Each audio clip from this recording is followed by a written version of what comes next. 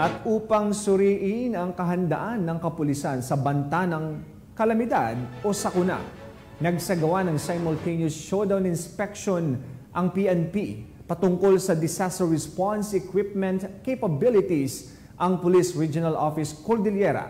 Yan po ay sa La Trinidad, Benguet.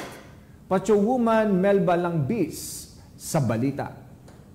Nagsagawa ng simultaneous showdown inspection ng search and rescue equipments ang kapulisan ng Pro Cordillera sa Multipurpose Center Camp Major Badudangwa, La Trinidad, Benguet noong ika-28 ng Mayo taong kasalukuyan. Pinangunahan ito ni Pro Cordillera Regional Director Police Brigadier General David K. Peredo Jr. kasama ang command group at mga key officers ng Pro Cordillera.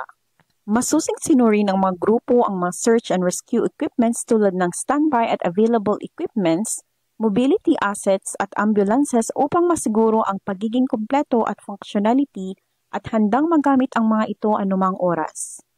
Kasama din sa pagsusuri ang mga standby support force personnel upang masiguro ang kanilang kahandaan sa anumang kalamidad. Ang aktibidad ay sabay-sabay na isinagawa sa iba't ibang regional offices sa buong bansa para masuri ang kahandaan at mga kagamitan ng kapulisan na magagamit sa oras ng kalamidad.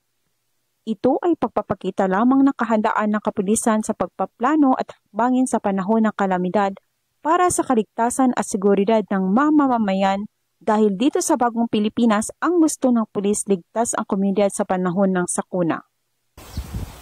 Mula dito sa Alapang, La Trinidad, Benguet, ako ang inyong PNN correspondent, Patrolwoman Melba Langbis, alagad ng batas, taga-taguyod ng Balitang Pulis. Maraming salamat, Patrolwoman Langbis.